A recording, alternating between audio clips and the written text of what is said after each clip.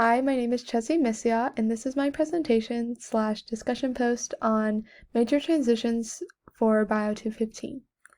Researchers have been trying to find evidence that link transitional species, or those that are an intermediate between two different species. This case is about a creature that has evolved from being solely in water to having features that allow it to walk on land. The evidence was not discovered for a long time until paleontologist Neil Shubin and his team found a fossil named Tiktaalik. This species was a hybrid of a tetrapod and a fish. Using information from an article entitled The Fish Tetrapod Transition, New Fossils and Interpretations, I will be explaining the evidence that the researchers have found to explain how the species evolved from fin to limb by comparing the anatomy of the skull of different species relating to the Tiktaalik fossil. And the specific species I will be explaining and analyzing are Eusthenopteron, Pandaricthes, Tiktaalik, and Acanthostega. The first species I will talk about is the Eusthenopteron. It was discovered in 1881, and it is a lobe-finned fish which is closely related to ancestors of tetrapods. A feature that fish and this species both share is a structure called hyomandibula. This bone supports the palate and control movements of the gill apparatus. It is a long bone that pivots the walks of the bone, which holds the brain, ear capsules, and brain case. It also has attachment points to the gill bars in the ocular series, and this ocular series is a plate-like bone that covers and protects the gills. These were parts used for breathing and feeding. The second species I will talk about is the Pandaricthes. This species has a flat skull that is 300 millimeters long, a large snout, and a large dorsally placed eye socket than the previous species I explained, the Eusthenopteron. And researchers have also noticed that this species has a shorter hyomandibula as well. And now I'll be talking about the Tiktaalik fossil, and this is just a brief overview of the different features that I found during my research, and I will be going into more depth with the biointeractive a little later in the presentation. So based on the article, the Tiktaalik skull is over 300 millimeters long. It even has more tetrapod like shapes, has a longer snout and even larger eyes as well. And the hyomandibula is shorter than the previous species I explained, which is suggesting that there are changes to the gill region, and the fish's breathing mechanism is different than a normal fish.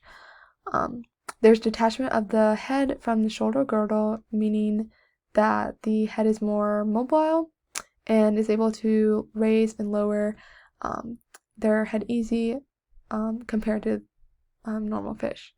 And then on top of the head, the openings of the spiracular chamber is broad and rounded. And lastly, I would like to talk about the Acanthostega, because this is one of the species that is mostly more like a tetrapod than a fish, and how has the previous species evolved to become like this. So scientists have noticed that the species showed a lot more features of a tetrapod than a fish, in the brain case and the ear region. One being that, stated by Clack, in tetrapods, rather than a hyomandibula pivoting on the brain case wall, essentially the same bone, but now termed the stapes, fits into a hole in the brain case wall called the fenestra vestibuli or fenestra ovalis. So now I'm going to be talking about the Tiktaalik structure in greater detail using this biointeractive model. The first structure I would like to talk about is the hyomandibula, and like I mentioned in the previous species, the hyomandibula was getting smaller and smaller in size, and in fish, the structure coordinates the cranial motions that allow it to feed and breathe. However, in the transition of water to land, the structure loses these functions and eventually become key structures in hearing. So I thought that was very interesting. because as we know now, alligators or crocodiles have ears, so this could have been this Tiktaalik fossil could have been evolved to become what we have now, which is alligators and crocodiles. The Tiktaalik structure also shows evidence of a mandible down here, meaning that this species would have been able to eat out of water, much like a human could. And all of the three species show similar construction in the lower jaw and the arrangement of the teeth in jaws. In an article, it states that it turns out that early tetrapods can be recognized because they show new features of the detention and jaw construction, so that tetrapods can be identified just from their lower jaws.